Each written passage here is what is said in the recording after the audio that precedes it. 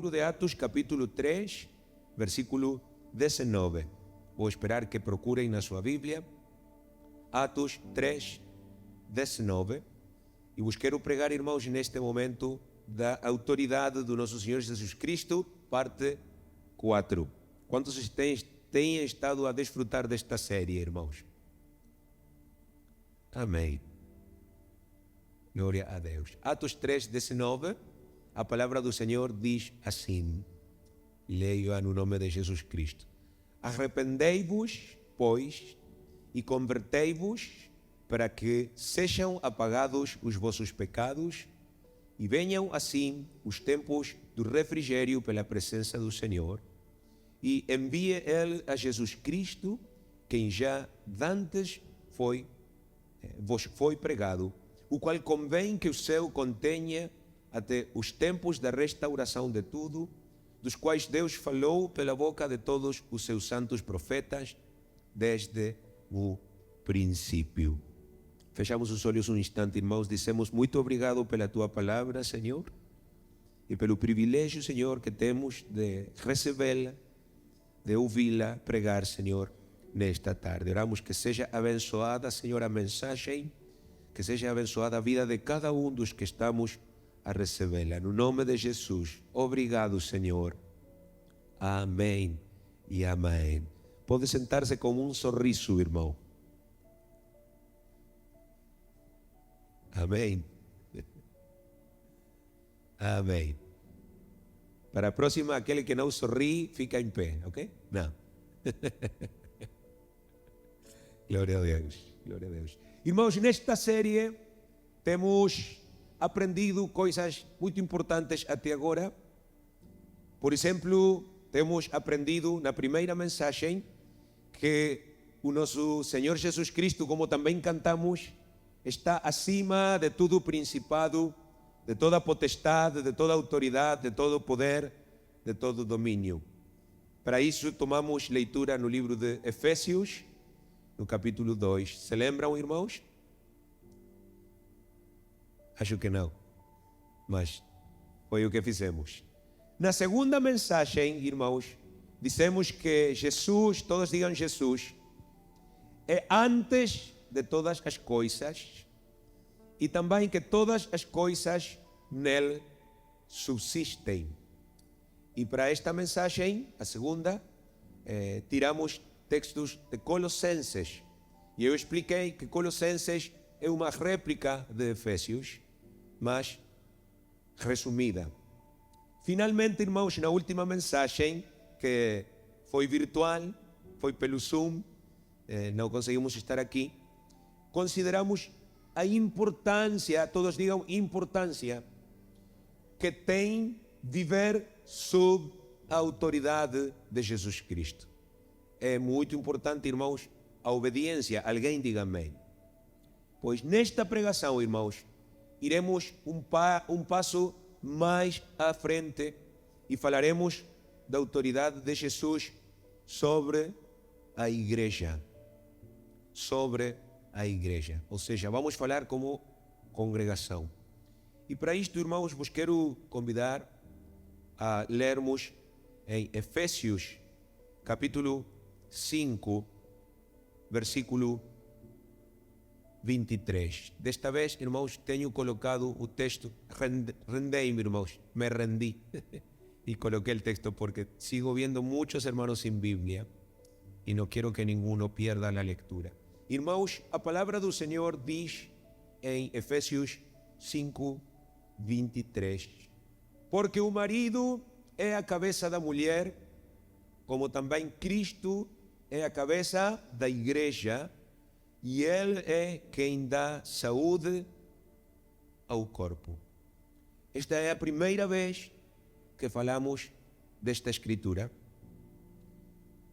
E esta é a primeira escritura na qual o Novo Testamento especificamente diz que Jesus é cabeça da igreja. Na mensagem anterior dissemos que Jesus é cabeça do varão, do homem. Mas agora aqui está a falar num sentido grupal, congregacional, e está a revelar a palavra do Senhor, irmãos, um plano que Deus tem. Deus tem um plano, irmãos. O inimigo também tem um plano, mas o plano de Deus é melhor e maior. E é o plano que vai triunfar. Amém? E este plano, irmãos, tem um desenvolvimento, é um processo que começou para nós, humanos, no Gênesis, no Éden, e começou com a primeira instituição que existe na Terra. Vocês sabem qual a instituição mais antiga que existe na Terra, irmãos? A família. Mas ainda mais antiga? Sim, o matrimônio. Ali começa. O matrimônio é a instituição mais antiga, depois segue a família. Isso também é muito importante, irmãos. Os filhos não são primeiro. O casamento é primeiro. Paz de Cristo. Paz de Cristo mais. Os filhos não são primeiro. O marido é primeiro. Paz de Cristo. Paz de Cristo, pais. Os filhos não são primeiro. A mulher é primeiro. Amém? Ali onde tudo começa, irmãos. E ali onde tudo tem que acabar. E neste desenvolvimento, irmãos, neste padrão que está apresentado aqui, o Espírito Santo decide incluir a igreja também. Primeiro fala da mulher, do marido, mas depois se passa a falar da igreja e nos ensina que também há um desenvolvimento, o padrão, o plano de uma relação que é a relação que atualmente existe entre Cristo e a igreja. Ou seja, este versículo, irmãos, tem uma dupla aplicação. Por uma parte, Paulo diz que o marido é a cabeça da mulher, mas por outra parte, e é o que quero sublinhar desta vez, diz que Cristo é a cabeça da igreja. E algo muito importante, irmãos, não consigo iluminar o ecrã se come o vermelho, mas leiam a última frase, irmãos. É que isto produz saúde. Amém? E por propriedade transitiva, se o facto de Cristo ser a cabeça da igreja trará saúde à igreja, porque Ele é quem dá saúde ao corpo, também no matrimônio, irmãos, quando as coisas estão certas, quando a ordem é certa, irmãos, haverá saúde. Glória a Deus. Alguém diga amém. Eu quero que tu repares na escritura que está ali no ecrã e no paralelo que tem com as outras escrituras que temos estudado, porque há um paralelo ou semelhança entre Cristo e o marido, para começar. Sim? Há uma correspondência entre Cristo e o marido. Da mesma maneira que há uma correspondência entre a mulher e a igreja. O que representa a mulher no matrimônio? A igreja. O que representa o homem no matrimônio? A Cristo. E também há um paralelo entre essas duas relações. Para que saibamos, irmãos, que a relação que existe entre o homem e a mulher, uma relação íntima, uma relação amorosa, uma relação de confiança, de proximidade, também é o tipo de relação que deve existir entre a igreja e Cristo. Paz de Cristo. Nós não servimos a um Deus distante, um Deus frio, um Deus indiferente, alheio aos nossos problemas. Nós servimos a um Deus amoroso, a um Deus próximo, a um Deus que se interessa pelas nossas necessidades. Alguém diga glória a Deus por isso. Basicamente é do que está a falar aqui. O capítulo 5 completo, não apenas o versículo 23, o capítulo 5 completo. Se vocês lerem o capítulo inteiro, irmãos, irão ver como Cristo ama a sua igreja. Isso está no versículo 25, que não vou ler, mas aproveito e cito, porque é muito importante. Diz que ama tanto a sua igreja, como já cantamos, que até entregou a sua vida por ela. Alguém diga obrigado, Senhor. Amém. Glória ao Senhor. Paulo, irmãos, também está a dizer que da mesma maneira que o marido é cabeça da mulher, Cristo deve ser cabeça da igreja. Da mesma maneira. Ou seja, deve existir uma ligação caracterizada pela obediência, mais uma vez. E não apenas pela obediência, mas também pela dependência. E vou repetir essa palavra, irmãos. Dependência. Porque é uma palavra que, por exemplo, o feminismo aborrece.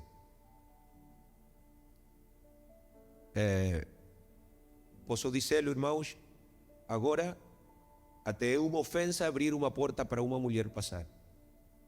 Porque o feminismo ensinou que a mulher não precisa que um homem abra a porta para ela passar. Quando antes isso era tomado como um ato de cavalheirismo, se diz assim? Como um ato de educação. Porque a mulher tem menos força física, é mais pequena, talvez traz bolsas, sacos, pois, e o homem então abre a porta para ela passar.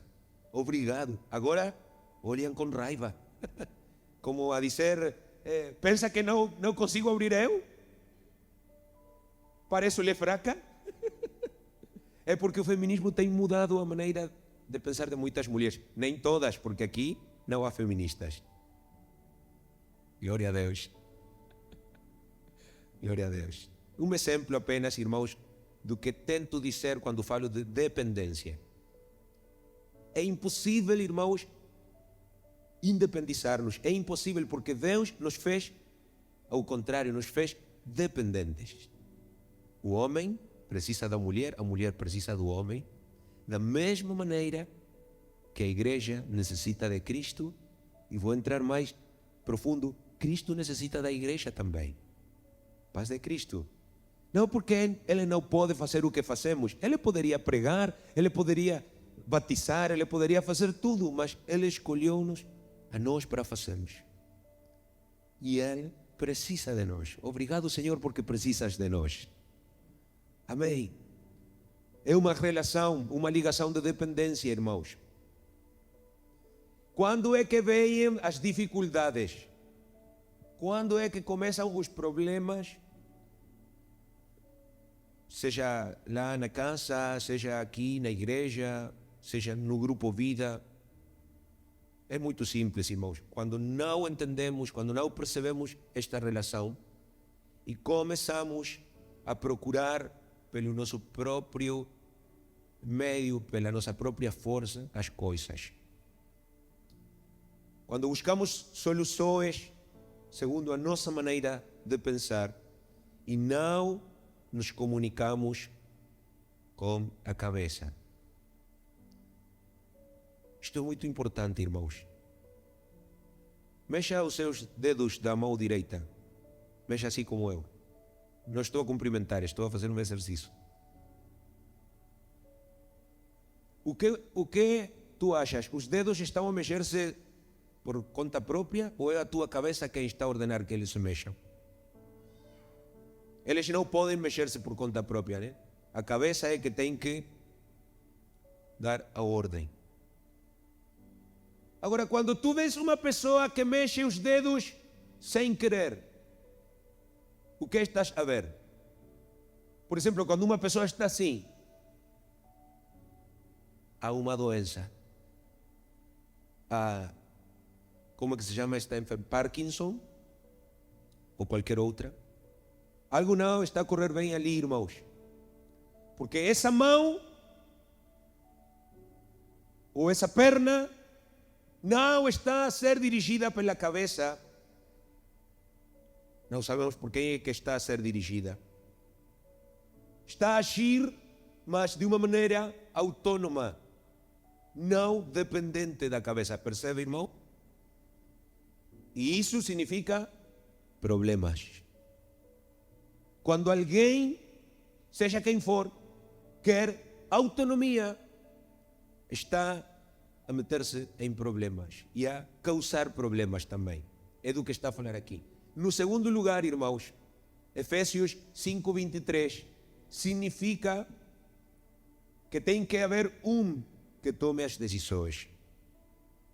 No caso do casamento, é o marido, paz de Cristo, é o que a Bíblia diz, ele é a cabeça, portanto é quem toma as decisões. E no caso da igreja, é Cristo. É Cristo, alguém diga glória a Cristo. Por isso falávamos há um bocado de depender de Deus para preencher isto, um exemplo prático. Porque a igreja não pode tomar as suas próprias decisões, irmãos. A igreja não faz o que um líder quer, o que o pastor quer, o que um bispo quer. A igreja deve fazer o que Jesus quer. Alguém diga amém a isso. E por quê?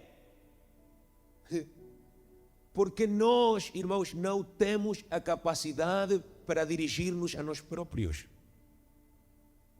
Ninguém aqui, irmãos, nesta terra, tem capacidade para fazer o que é certo. O que diz a Bíblia? Não tenho nas minhas notas isto, mas a Bíblia diz: não há um só justo. Em espanhol diz: não há justo ni aún uno. Não existe. Irmãos, todos os que cá estamos, gostemos ou não disso, somos pecadores. Alguém diga amém. E pensamos às vezes que sabemos o que estamos a fazer, mas não sabemos. Não sabemos nada, irmãos. É mais, nem sabemos o que irá acontecer conosco ao sair deste santuário ali na rua. Não sabemos. Alguém sabe o futuro do que está ali afora? Como é possível, irmãos, então fazer ou tomar decisões sábias apenas com a orientação de Jesus? Apenas com a sua orientação. Por isso, alguém nesta tarde deve dizer: toda a glória é para Jesus. Quando algo corre bem, a glória é para Jesus. Amém, irmãos? Quando as coisas prosperam, a glória é para Jesus. Porque se é assim, é porque Ele está a dirigir. E quando as coisas não correm bem, irmãos, já sabemos que Deus não está no assunto. Por quê? Porque sem mim nada podereis fazer. João 15:5. E vou sublinhar: nada. Alguém é corajoso e pode dizer nada? Eu vou comprar, eu vou vender, eu vou contratar, eu vou despedir, eu vou fazer aquilo, eu vou fazer o outro, vou viajar, vou voltar. Irmão, se Deus quiser. Porque se Deus não quiser, nada poderemos fazer. Foi Jesus quem o disse. Nós gostávamos que dissesse quase nada, muitas coisas não, mas não diz assim, diz nada. Diga mais uma vez: nada. Diga para Jesus: não posso fazer nada sem ti, Jesus. Vê? Dependência. Dependência. Dependemos de Jesus. É o que este texto está a dizer. Diz muitas coisas. Em terceiro lugar, e esta é a parte mais importante da mensagem, dou parabéns aos que estão a tirar notas. Significa, irmãos, se Jesus é a cabeça da igreja, a cabeça de cada um de nós, porque somos a igreja, significa que Ele é quem inicia as ações. Jesus é quem inicia as ações. Ou seja, a igreja não pode iniciar. A ação é iniciada por Ele. A igreja somente pode responder à iniciativa de Jesus. Paz de Cristo. Quando o Espírito Santo está a mexer-se, por exemplo, irmãos, eu sei que Jesus está contente. Por quê? Porque nós não podemos mexer o Espírito. O Espírito mexe-se como Ele quer. Se Ele deixa... Alguém disse para mim ontem no retiro, depois do retiro espiritual: Jesus está contente. E eu disse: amém, claro que sim. E como sabemos que está contente? Porque ouvimos irmãos falar novas línguas, vemos irmãos chorar, sabemos que é a presença de Deus a manifestar-se, porque Deus é quem o faz. Nós não fazemos nada, irmãos. Podemos imitar, existem muitas imitações do mover de Deus, mas tarde ou cedo irá ser descoberto, né? Então, irmãos, agora que temos uma imagem clara da relação que existe entre Jesus e a igreja, uma relação de ligação, uma relação de dependência e uma relação de obediência, eu quero também ter um comentário para aquelas pessoas, oxalá não exista nenhuma aqui, mas talvez alguém irá ver isto pelo YouTube, que não acreditam como nós, que não pensam assim, como já falei há 2 semanas para trás, quando coloquei aqui o Manuel e a sua aristocracia, se lembram, irmãos? Há pessoas que pensam que não, a igreja não deve ser assim, deve ser como uma democracia, deve ser como outra coisa, né? Eu quero dizer que isso é pelo menos uma imagem distorcida, irmãos, da relação que há, na verdade, entre Cristo e a igreja. E no pior dos casos, é uma mostra de que essa pessoa não compreendeu as Escrituras, não compreende a palavra de Deus. E há muitas pessoas, irmãos, que, apesar de serem batizadas, de estar anos na igreja, não conseguem compreender isto. Como sabe, pastor? Pois pela sua maneira de falar e pela sua maneira de agir, por como são, por como...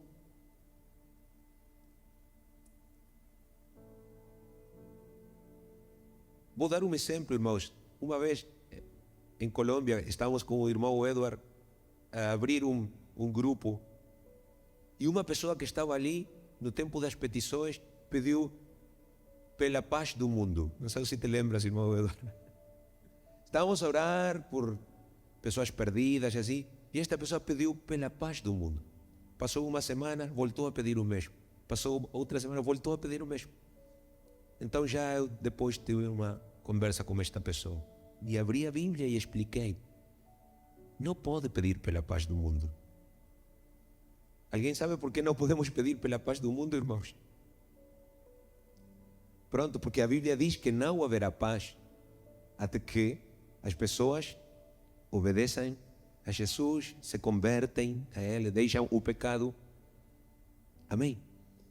Então, se trata de entender a vontade de Deus, irmãos. Se trata de entender que inclusive aquilo que oramos e que pedimos, irmãos, deve ser dirigido pelo Espírito Santo. O que diz Paulo, também fora das minhas notas, mas é muito importante, no livro de Romanos. Y lo voy a decir en español: ¿qué hemos de pedir como conviene? No sabemos. No sabemos cómo pedir. Y luego agrega: pero el Espíritu mismo intercede por nosotros con gemidos indecibles. O sea, o Espíritu Santo que está en nos orienta, nos ensina cómo es que debemos orar. Y cuando habla de gemidos indecibles, no recuerdo la traducción en portugués, cuando fala de palabras inexpresáveis, dice. Inexpresáveis. O sea, palabras que no se pueden entender. ¿Sabe de qué está hablando? Del hablar en nuevas lenguas. Está a falar de novas línguas. É ali, irmão, quando oramos em novas línguas, que realmente nós estamos a depender de Deus e estamos a orar aquilo que Ele quer que oremos. Talvez estamos a orar por pessoas desconhecidas, talvez estamos a pedir por coisas que nem sabemos que há aqui. E essa é a oração que vai ter resultado. Paz de Cristo, estão comigo, irmãos? Essa é a ligação que o Senhor quer ter conosco, irmãos. Numa reunião cristã, outro exemplo, numa reunião como esta, havia uma mulher que chorava muito. E o ministro se preocupou e perguntou-lhe se tinha algum problema, alguma necessidade ou qualquer petição para apresentar ao Senhor. E a mulher respondeu: sim, eu quero sentir pela igreja o mesmo que sente Jesus. E eu quero ter o mesmo afeto pela igreja que Jesus tem. Paz de Cristo. Aleluia. Essa é uma grande petição, irmãos. Podes levantar as tuas mãos para o céu neste momento e dizer algo assim para o Senhor: eu quero sentir pela tua igreja, Senhor, o mesmo que tu sentes. Aleluia. Quero ter o mesmo carinho, Senhor, o mesmo amor pelos meus irmãos que tu tens. Uau! Se fizéssemos mais petições como estas, irmãos, que diferente seria tudo, né? Há algo para tomar em conta, hermano, já não sei nem em que idioma estou falando. Algo para tomar em conta. Uma história de uma boa família cristã, formada por um pai, uma mãe e 3 filhos. Um dia, o pai vê um mendigo velho sentado em um banco no parque. Está sujo, esfarrapado, sem barbear, mal alimentado, com frio. E claro, o homem de família, um homem cristão, sente pena pelo mendigo. Então pega nele e o leva para a sua casa, o faz tomar banho, faz com que tire a barba, lhe dá roupas limpas, lhe dá de comer e finalmente, irmãos, coloca-lhe num quarto com uma boa cama.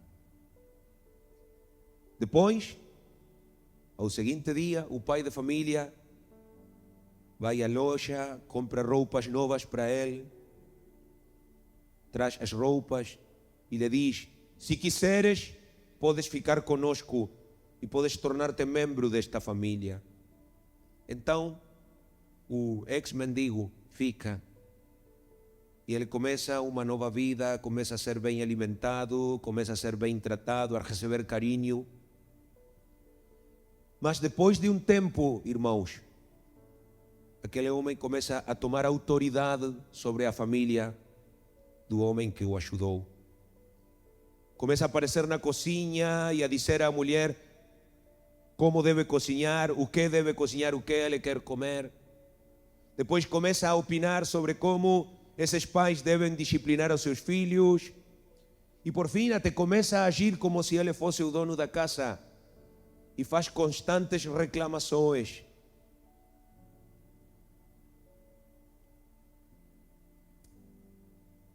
Irmãos, vos quero dizer que todos nós fomos aquele mendigo sentado no parque. E Jesus, que é tão bom, trouxe-nos a esta casa, que é a sua igreja. Jesus limpou-nos, alguém diga amém. Alimentou-nos, cuidou de nós, nos deu vestes novas,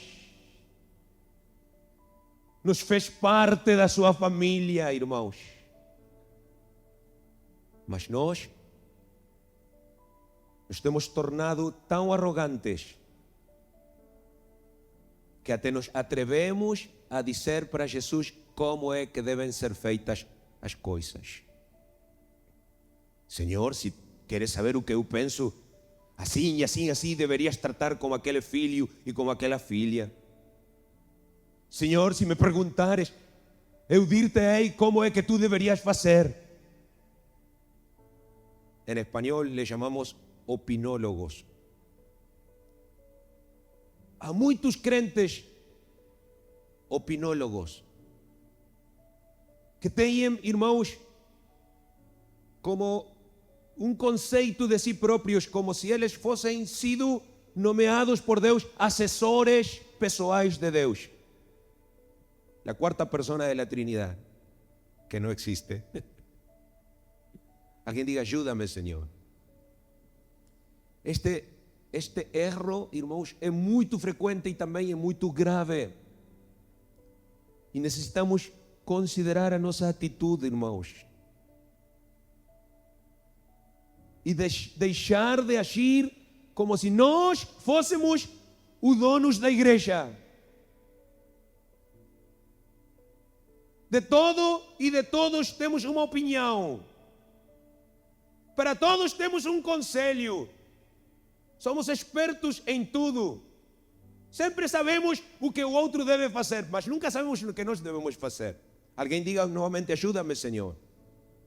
Porque quando uma pessoa começa a agir assim como esse mendigo, sem gratidão, sem humildade, esquecendo o que ele foi, de onde ele foi resgatado e tudo o que Deus tem feito por ele, torna-se numa pessoa, como já vos disse, arrogante, orgulhosa.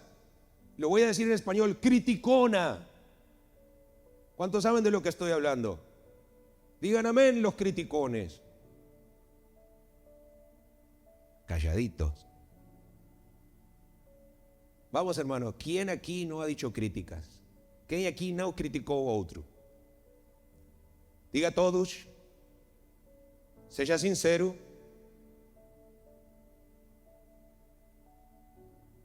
Mas vou pintar uma linha vermelha aqui, irmãos. Le voy a colocar una línea roja aquí al chisme y a la crítica. Quando nós criticamos aos filhos de Deus, fazemos com que Deus se sangue conosco, irmãos. ¿Cuántos têm filhos aqui? ¿A quién de ustedes le gusta que le critiquen sus hijos? Las hermanas. ¿A qué hermana le gusta que le critiquen su hijito? Y el hijito puede ser un barbudo por acá, ¿verdad? Y un desastre, pero es su hijito. No se lo toque. Es peor do que uma ursa chateada criticar um filho. Não, irmão. E o pai também não gosta. O pai também não gostamos, os pais. Pois, o que faz-lhe pensar assim que Deus é diferente? Deus é igualzinho de zeloso, irmãos. O livro de Éxodo diz que Ele é zeloso do seu povo, Ele é zeloso dos seus filhos. E quando alguém fala mal de um dos seus filhos, quando alguém opina o que seja que opine dos seus filhos, irmãos, está a meter-se em problemas com Deus. Deus pode dizer o que Ele quer dos seus filhos, Deus pode opinar e agir como Ele quer, porque são os seus filhos. Mas nós, olha para o teu vizinho e diz-lhe, cuidado. Cuida, en Uruguay decimos cuidadito.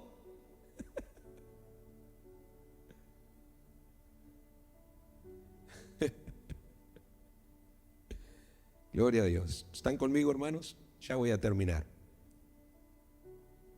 A iniciativa pertence a Ele, irmãos.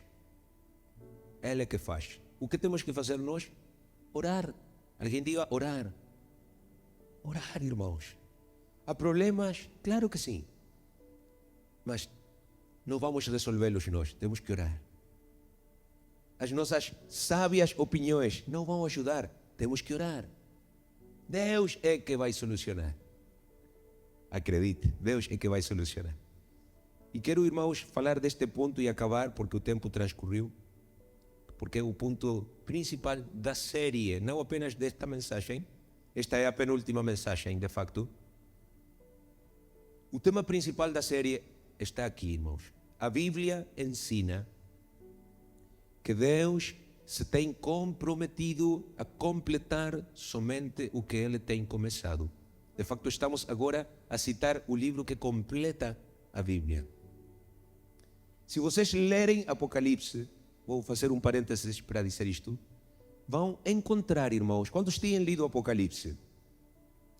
Vão encontrar que muitas coisas que o Gênesis abre, o Apocalipse fecha. Se van a dar cuenta que muchos cabos que Génesis deja sueltos, Apocalipsis los anuda. Porque todo lo que Deus comienza, Ele lo termina. Tudo que Deus inicia, Ele acaba, irmãos. Ele não é como nós que deixamos as coisas pela metade. Ele acaba o que começa. Alguém diga glória a Deus.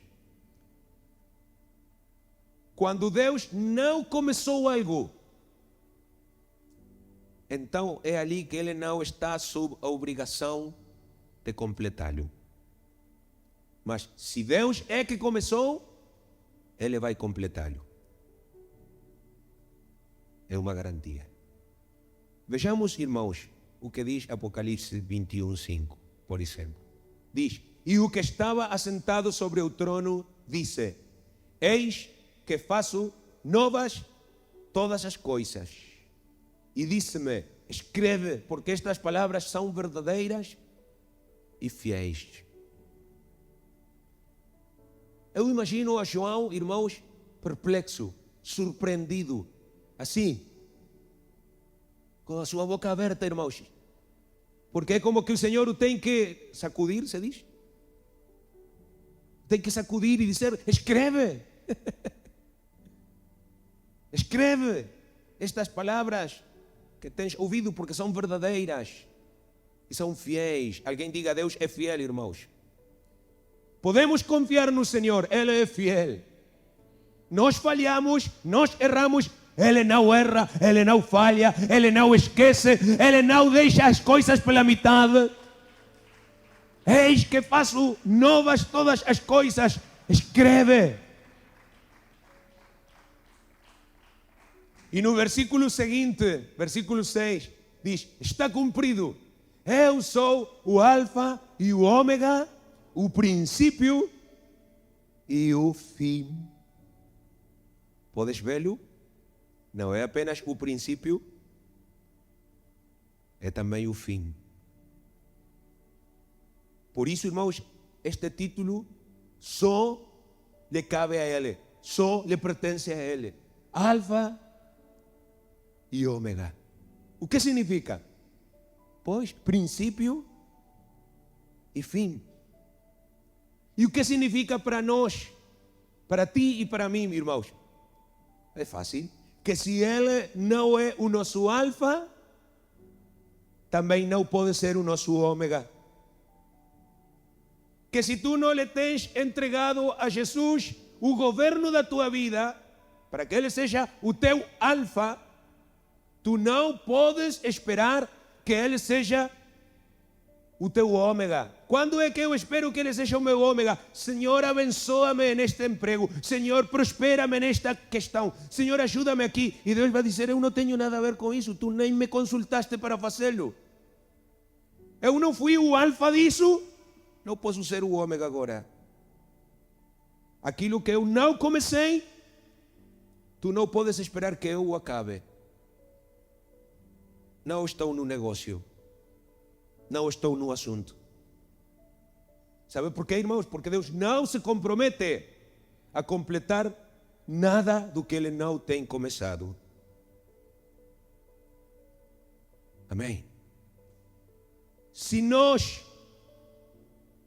tomarmos a iniciativa, como costumamos fazer, com as nossas próprias decisões, porque eu creio que é assim, porque eu penso desta maneira, o meu pai pensou assim, o meu avô era assim, eu também. E fazemos o que queremos, irmãos, e fazemos a Deus a um lado. Ele nem é beta, nem épsilon, nem nada para nós. O resultado final, sabe qual irá ser? Frustração, fracasso. Porque Deus não pode, alguém diga, não pode apoiar aquilo que Ele não começou. E vou ser sincero, irmãos, muitas das coisas da nossa vida Deus não começou. Porque nem oramos, nem consultamos, nem pedimos conselho, nem pedimos sinal, nem esperamos, simplesmente fomos e fizemos. E depois, toma, Senhor, aqui está, te trouxe o meu problema, resolve. E Deus diz: eu não te coloquei nesse problema, tu sozinho te colocaste ali. Resolve-o tu. Não, às vezes, até pela sua misericórdia, Ele nos ajuda, irmãos. É bom o Senhor. Os que não aprendemos somos nós, irmãos. Estão comigo? Hebreus 12, 2, a primeira parte diz: olhando para Jesus, autor e consumador da fé. Podes vê-lo novamente? Jesus não é só o autor, é também o consumador. E Ele só pode ser consumador do que é autor. Ele só pode perfeiçoar, porque consumar é perfeiçoar, aquilo que Ele tem originado. Glória a Deus. Por último, irmãos, em Filipenses, capítulo 1, versículo 6, volta-se a apresentar-nos esta importante verdade. Por que não lê comigo esta escritura, irmãos? Vamos juntos. Tendo por certo isto mesmo, que aquele que em vós começou a boa obra, a aperfeiçoará até o dia de Jesus Cristo. Agora vai trocar o vós pelo nós. E vamos ler de novo. Tendo por certo isto mesmo, que aquele que em nós começou a boa obra, a aperfeiçoará até o dia de Jesus Cristo. Agora vai trocar por em mim. Tendo por certo isto, que aquele que em mim começou a boa obra, a aperfeiçoará até o dia de Jesus Cristo. Dê um aplauso à palavra de Deus e à sua fidelidade. Aliás, se tu estás seguro de que foi Deus que começou essa obra, também podes estar segura de que Ele terminará. Glória a Deus. Ele terminará. Mas, se não sabes com certeza que foi Ele que a começou, então nunca terás a certeza de que Ele vai completá-la. E isto aplica a tudo o que fazemos, irmãos. E aplica, sobretudo, a obra de salvação. Aplica a obra de salvação. Levante as suas mãos, aquele que quer chegar ao céu. Esta promessa é para aquele que levantou a sua mão, as suas mãos. O nosso Deus é fiel. E a obra que começou, em muitos casos na nossa criancice, antes de nascer também, Ele irá completá-la até o dia de Jesus Cristo, até a sua vinda. Glória ao Senhor. Mas para isso acontecer, irmãos, precisamos estar conectados com Ele. E conectados com Jesus significa não fazemos nada sem sua permissão. Nada. Diga comigo, nada. Nada sem a sua licença. Nada. Podes inclinar o teu rosto e dizê-lo para o Senhor: Senhor, não vou fazer nada. Não vou determinar nada, não vou tomar qualquer decisão fora da tua vontade, Senhor. Porque eu estou seguro, Senhor, que somente assim posso esperar que tu termines o que começou em minha vida. Eu não quero, Senhor, ir pela vida sozinho, sozinha, Senhor, independente, desconectado, Senhor, da tua presença, do teu poder, da tua sabedoria, Senhor. Eu nada sei, eu nada sou, eu nada posso fazer, Senhor, afastado de ti. Ajuda-nos a depender, Senhor, como povo teu, como igreja, como filhos teus, Senhor, em cada passo que nós damos.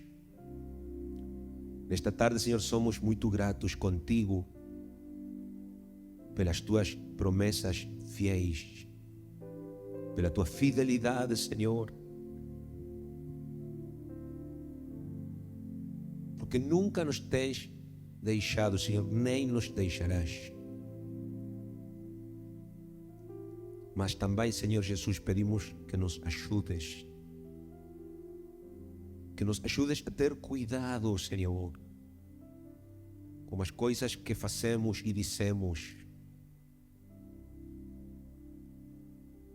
Ajuda-nos, Senhor, a ser prudentes, para não envolver-nos em coisas que não provêm de Ti, para não envolver-nos em assuntos que não nos correspondem, que não nos pertencem,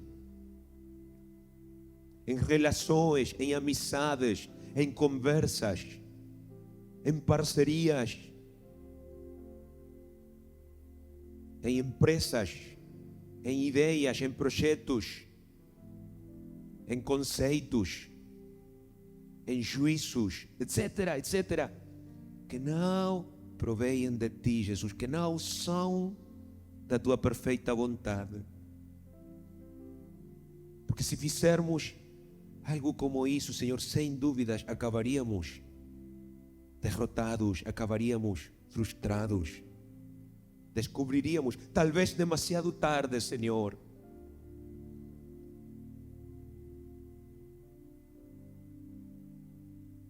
que estávamos a pecar gravemente na tua presença. Senhor, guarda a nossa vida, protege o nosso coração, guarda os nossos passos, sempre, sempre dentro da tua vontade, Senhor, porque tu és a cabeça da tua igreja, porque tu és a nossa autoridade, Senhor.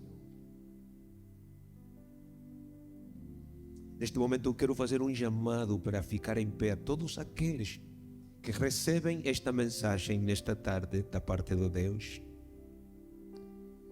Vou convidar para que fiquem em pé todos aqueles que querem fazer um compromisso perante Ele, um compromisso de obediência, de santidade. Estique os seus braços, levante as suas mãos para o céu e comece a orar. Eu penso que não precisa da minha direção. O irmão Pablo vai dirigir uma oração mais, mas você pode orar com as suas próprias palavras neste momento. Talvez há alguém aqui que precisa de pedir perdão a Deus. Talvez há aqui alguém que precisa de dizer: Senhor, eu não volto a fazer isto. Eu não volto, Senhor, a tomar decisões assim, com pressa, sem esperar, Senhor, por Ti e o que Tu querias que fizesse. Perdoa-me, ajuda-me. Muda, Senhor, a minha maneira tão independente de ser.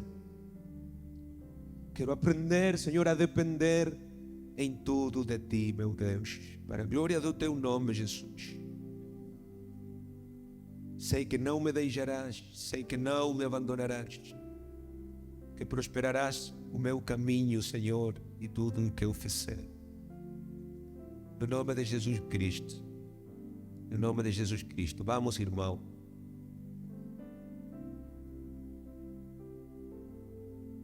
Diz para o Senhor: Tu és o meu alfa, Senhor. Tu és o meu Deus.